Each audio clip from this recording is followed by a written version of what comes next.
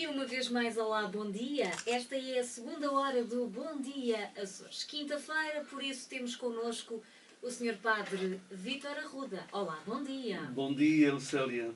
Está tudo bem? Ah, depois desta receita maravilhosa do rolo Roberto. de carne do Roberto. Oh, maravilha, de facto, logo de manhã. O mal empregado é que foi só a receita. Não tivemos assim a comidinha aqui física. Senão nós até pescávamos um bocadinho. Se calhar é um bocadinho pesado o rolo de carne para de manhã. Logo de manhã. Mas por acaso é muito bom e gosto. E então, a sua semana, como é que lhe tem corrido? A semana está-se bem, já estou mais descansado. Esta semana já acabei o visita aos doentes. Esta semana estamos nas celebrações penitenciais, nas confissões. Uma das perspectivas importantes da Quaresma é essa dimensão da reconciliação que é preciso fazer. Até connosco próprios, muitas vezes a gente está fora de nós mesmos. Precisamos nos reconciliar connosco próprios, com o nosso eu mais profundo, que às vezes vivemos à flor da pele. Temos que ir mais fundo. E então a Quaresma proporciona-se a que isso aconteça. Connosco, com os outros, com Deus, com o cosmos. É sempre importante essa reconciliação, porque ninguém pode viver na desarmonia, é preciso viver na harmonia. E ela acontece com a reconciliação. Nós estamos nesta semana, já na última semana da Quaresma. Domingo já é o Domingo de Ramos e da Paixão do Senhor. É um domingo que tem uma dualidade. Fala-se da entrada triunfal de Jesus em Jerusalém e depois já se fala da sua paixão e morte.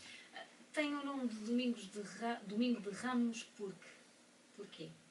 Por causa quando Jesus entrou em Jerusalém, antes da Páscoa, 6 dias antes da Páscoa, tinha lá muita gente já para celebrar a Páscoa judaica, porque a morte de Jesus coincidiu com a Páscoa judaica. E então, essa gente, quando viu Jesus entrar, sabia que tinha ouvido falar que ele era o Messias, que ele era o Filho de Deus, apanharam ramos de oliveiras ao longo dos caminhos e foram aclamando, levantando os ramos e dizer: Hosana, Hosana, tu és o Filho de David. Na entrada de Jesus, 6 dias antes de morrer em Jerusalém. Por isso é que se chama Domingo de Ramos.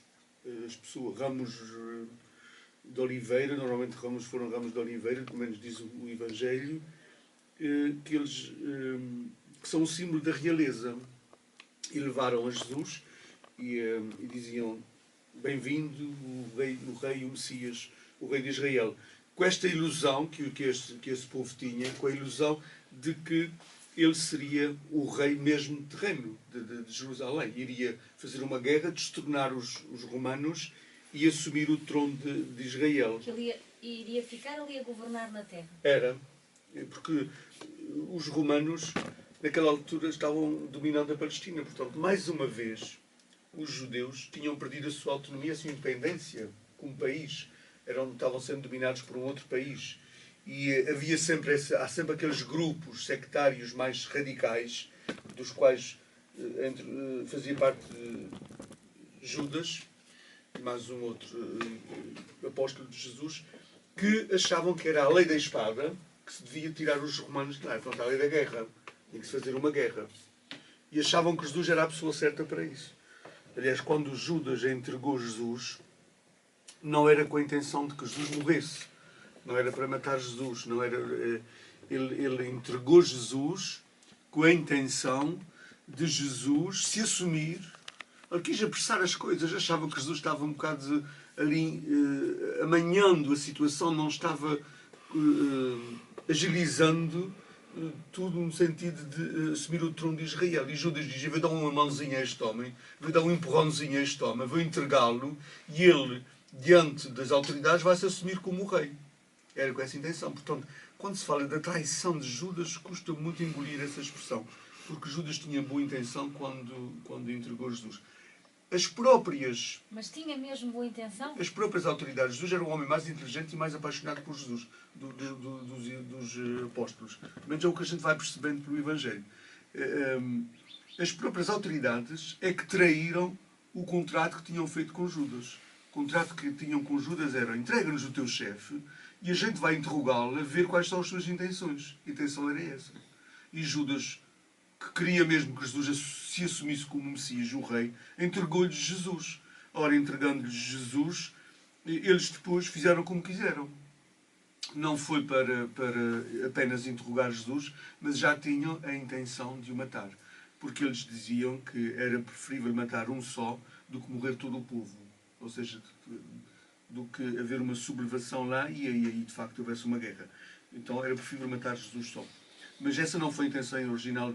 Por isso é que ele ficou de tal maneira tão mal consigo próprio, com esta situação toda, que deu cabo da vida. Porque percebe-se que ele ficou tão mal consigo próprio, que não era isto que ele queria.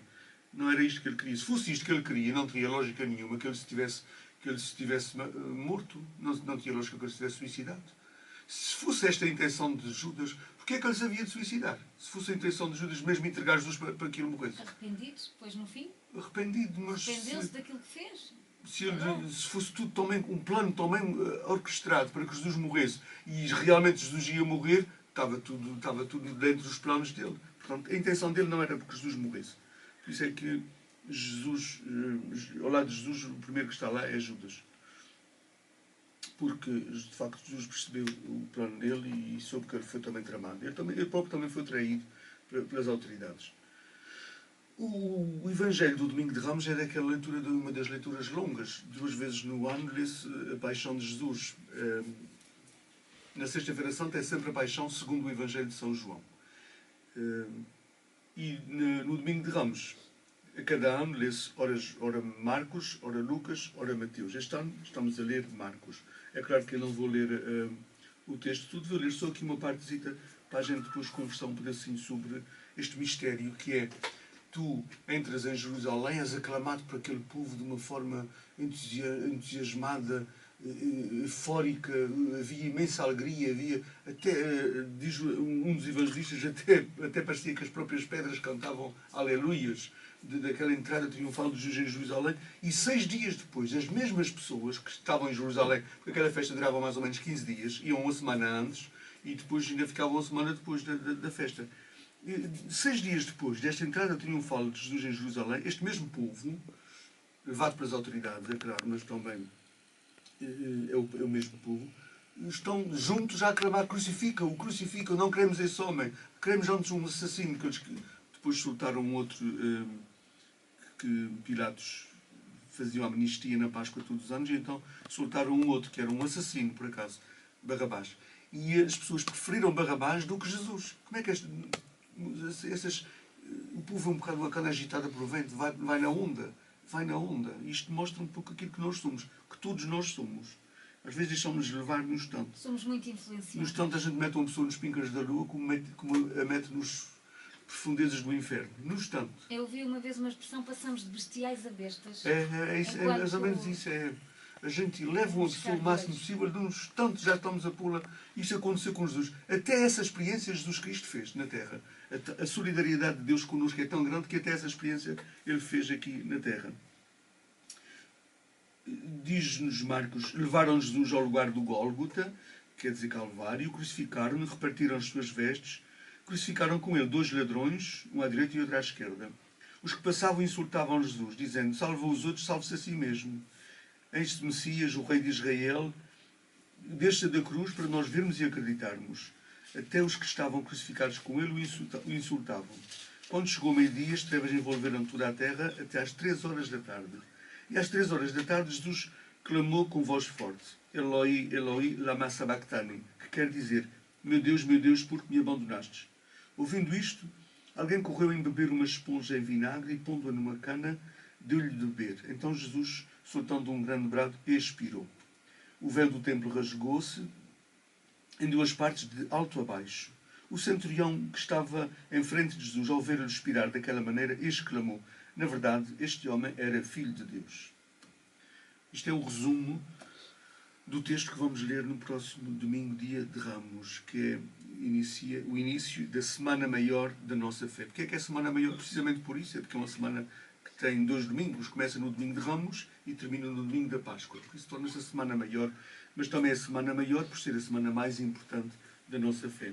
A semana de Paixão e Morte e Ressurreição de Jesus Cristo.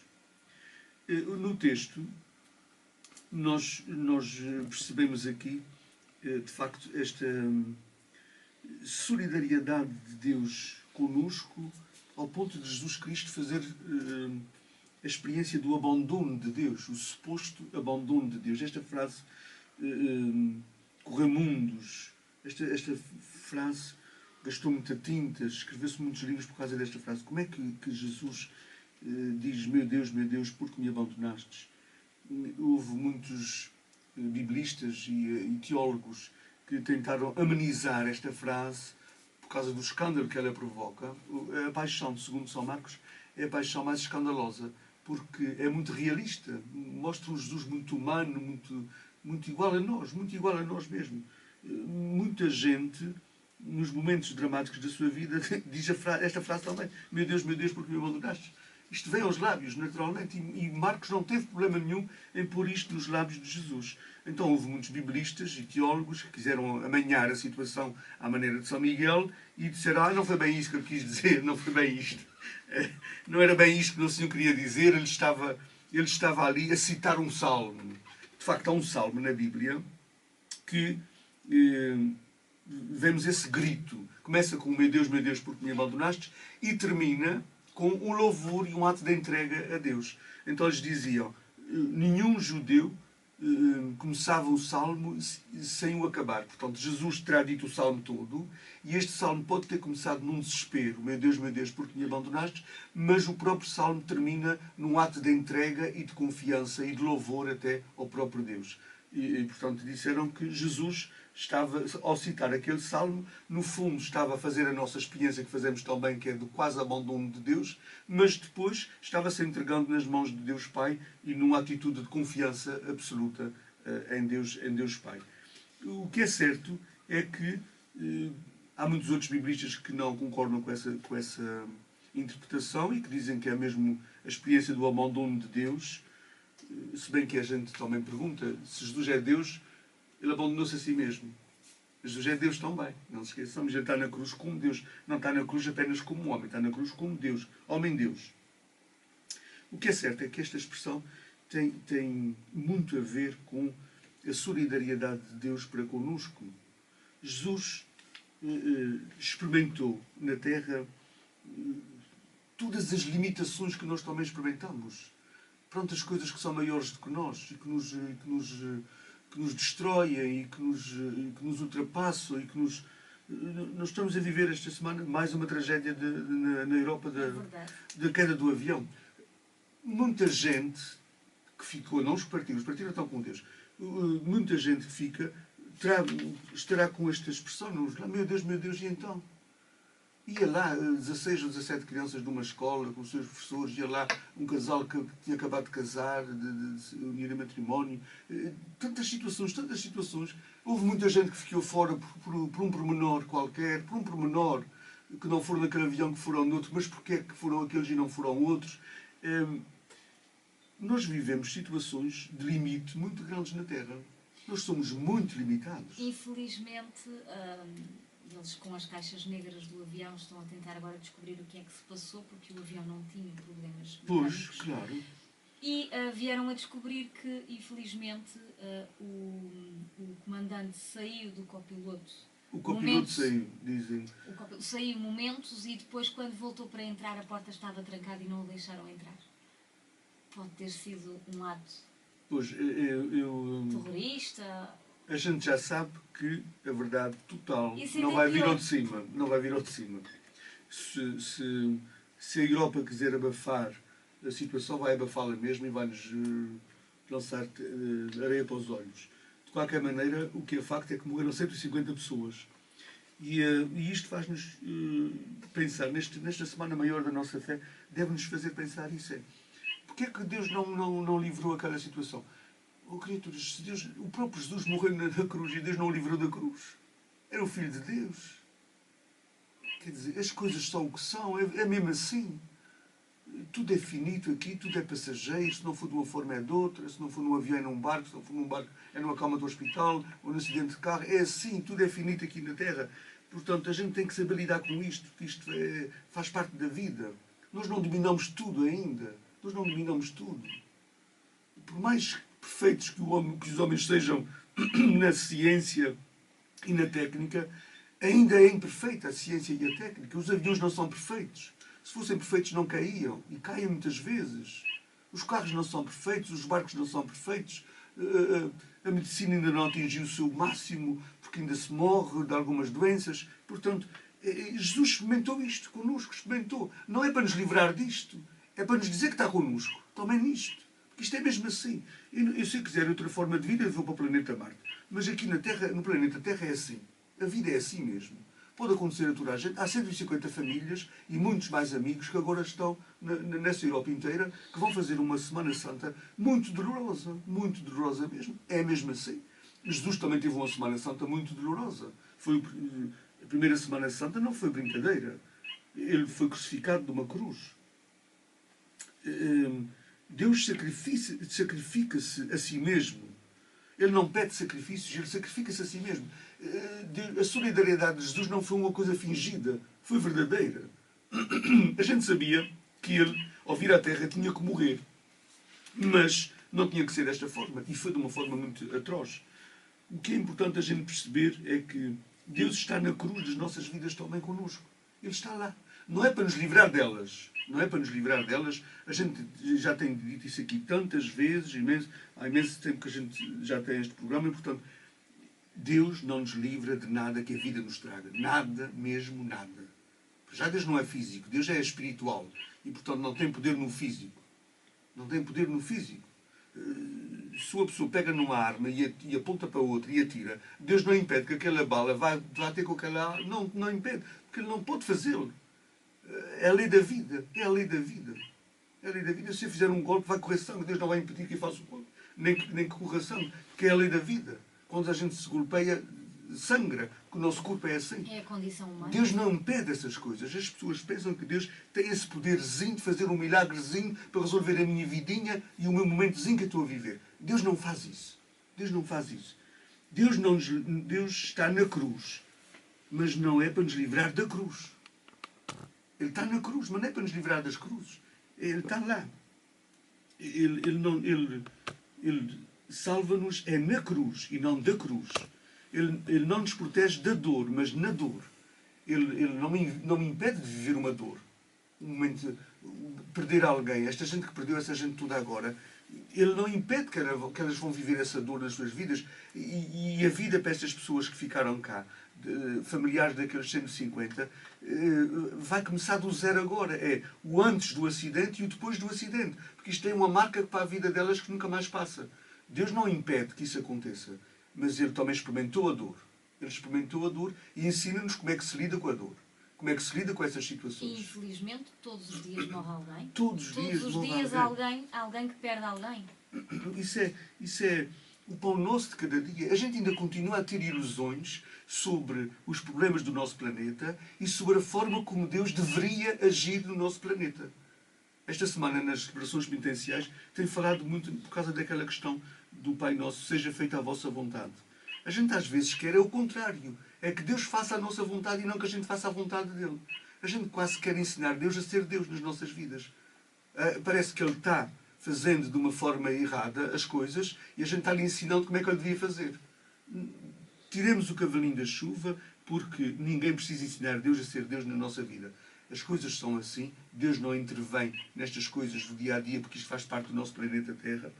Deus o que tinha a fazer já fez. Os ensinamentos que nos tinha a dar já deu. Jesus Cristo veio ao mundo fazer uma experiência completamente humana para nos ensinar como é que se pode viver aqui no planeta Terra, com as contingências próprias do planeta Terra.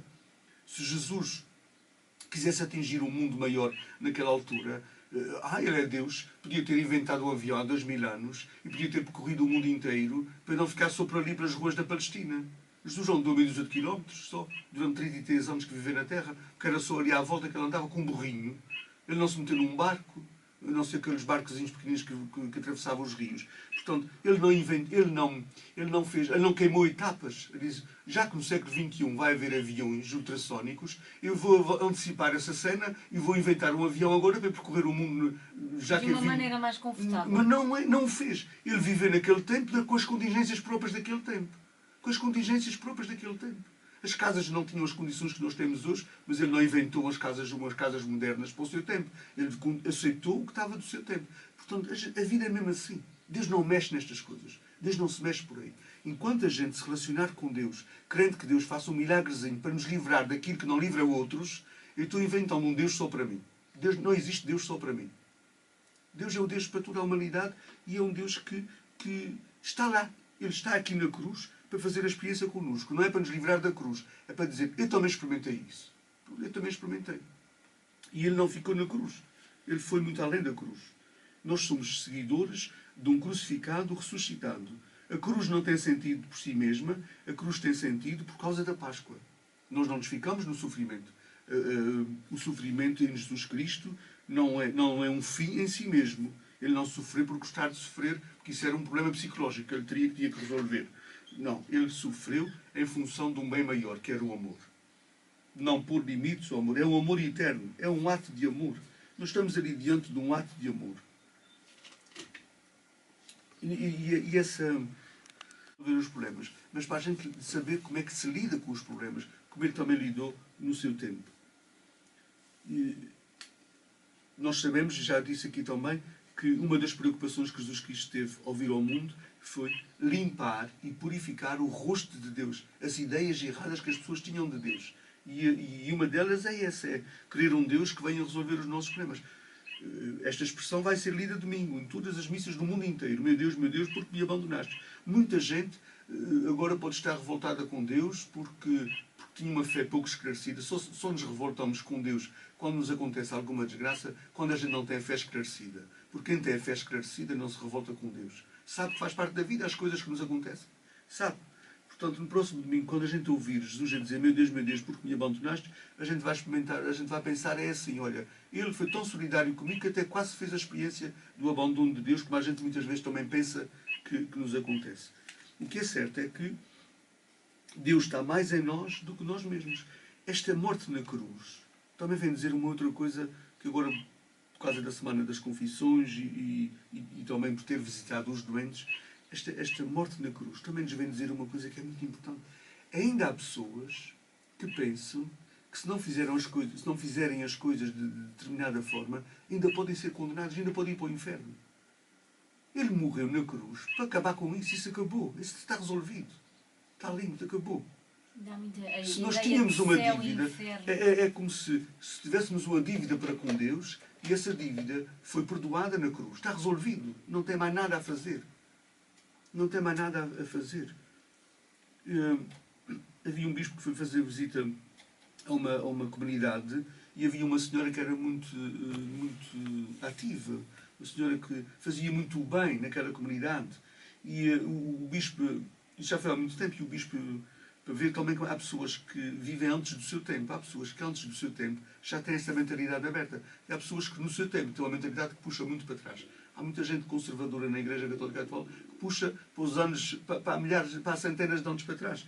E há muita gente que vivia há muitos anos atrás e que já tinha um pensamento moderno e atual, mesmo até a respeito de Deus. Então o bispo encontrava essa senhora muito atarefada e perguntava-lhe, minha senhora, então o que é que vai fazer? E ela disse-lhe, olha, vou destruir o inferno. O bispo ficou muito satisfeito, uma mulher que ia destruir o inferno. E depois ele teve em visita pastoral naquelas freguesias todas, depois de regresso para a sua residência, encontra outra vez a senhora tempos depois e ele diz-lhe, e ele pergunta, então senhora, outra vez atarefada, a senhora nunca para, que, olha, eu vou destruir o céu. Aí o bispo ficou assustado. Como é que ela vai destruir o inferno e depois vai destruir também o céu? E então a senhora explicou, o bispo disse, então senhora, quando a senhora me disse que ia destruir o inferno, eu fiquei satisfeito.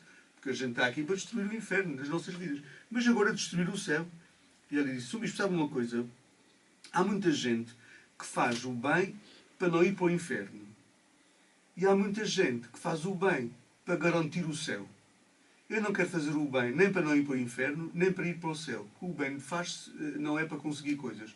Eu quero fazer o bem pelo bem em si mesmo. E por isso é que eu quero destruir o inferno e destruir o céu. Eu quero fazer o bem porque me dá um prazer muito grande fazer o bem. Não é para ganhar o céu ou para não ir para o inferno. Há pessoas que ainda fazem as coisas para não ir para o inferno ou fazem as coisas para ganhar o céu. O céu está garantido e ninguém vai para o inferno. Porquê? Por causa da cruz. Isto não foi brincadeira. A cruz não foi brincadeira. Ele morreu na cruz para não impor limites ao amor. Para não impor limites ao amor. E para quê? Para que toda a gente nunca se afaste de Deus. É mais fácil eu me afastar de mim mesmo do que Deus se afastar de mim. Onde é que está Deus quando eu morro? Está lá, na minha morte. Onde é que está Deus quando eu tenho um acidente? Está lá no meu acidente. Está lá sempre. Está lá sempre. Mais do que eu próprio, às vezes. Às vezes acontece um acidente para a gente estar distraídos, não é? No carro, por exemplo. Onde é que estava Deus? Estava mais lá do que eu próprio. Só que Deus não tem mãos para conduzir bem, nem tem pés para pôr o travão no momento certo. Eu é que tinha que pôr. Eu é que tinha que pôr. Portanto, às vezes estou mais distraído de mim mesmo do que Deus está de mim. Mas Ele não pode intervir, porque Ele respeita a minha liberdade.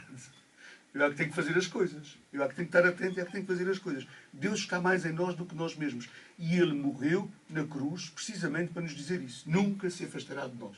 E nós nunca nos afastaremos dEle. Mesmo aqueles que o negam, Ele nunca os negará. A pessoa pode negar Deus, mas Deus nunca negará essa pessoa. Ela está sempre com Ele. Esta Semana Maior é uma semana que nos deve fazer pensar, principalmente nesta preocupação que Jesus Cristo teve em limpar o rosto de Deus. As ideias erradas que nós temos de Deus têm que sair das nossas cabeças. E temos que pegar mais na Bíblia e ver qual é o verdadeiro rosto de Deus que Jesus nos apresenta na Bíblia. Sim, senhores. É uma semana então para fazermos assim alguma introspeção. Para É uma semana bocadinho. intensa. Vamos à agenda? A agenda. Nós estamos ainda nas celebrações penitenciais. Hoje ainda há a celebração penitencial na Matriz, às 19h30. Amanhã há a celebração penitencial em Santo Espírito, às 19h. Próximo sábado, missa no aeroporto às 18h. Recordo que no sábado muda a hora. Sábado à noite, o nosso relógio acrescenta 1 hora. As missas ao fim de semana mantém-se o mesmo horário, à exceção do sábado do aeroporto que passa para as 19h. Quando houver missa depois no sábado, outra vez no aeroporto, já será às 19h. Sábado agora ainda é às 18h, que vai ser a missa da chegada dos nossos irmãos romeiros. Eles saem no sábado da Matriz, às 4h30 da manhã, e regressam às 18h para a missa na Matriz. Na Capela do Bar, no aeroporto. No domingo as missas no horário normal, missas de Ramos, 10h São Pedro e Matriz, 11h15 Santa Bárbara, 11h30 Almagreira, 12h30 Santo Espírito. Recordo que neste fim de semana a Irmandade da Associação de Cristo tem sopas de império na Copeira de Santana. No sábado, ao jantar, à noite, e no domingo, ao almoço. As pessoas que quiserem, as sopas de império... Não necessita de inscrição? Não, é só para ser lá. As sopas de império de inverno caem tão bem. Caem melhor do que de verão. De verão a gente está a comer na Copeira, tem muita gente à espera, tem tanta gente ali ao lado, sol, a gente fica com muito calor. De inverno elas caem muito bem. Eu tenho ido a essas experiências sempre que a Irmandade faz e é interessante a experiência de comer sopas de império de inverno. Portanto, fica este apelo neste fim de semana. Para a semana, então, na quinta-feira, estaremos aqui para dizer os horários das festas de Semana Santa. Um bom fim de semana para todos, uma boa Semana Santa, Semana Maior da nossa fé, e nunca esqueçamos que a morte de Cristo na cruz é para me dizer que a minha vida tem muito sentido e tem muito valor para Deus. Saibamos apreciar esse dom maravilhoso que é a nossa vida. Um bom dia. Obrigada, bom dia.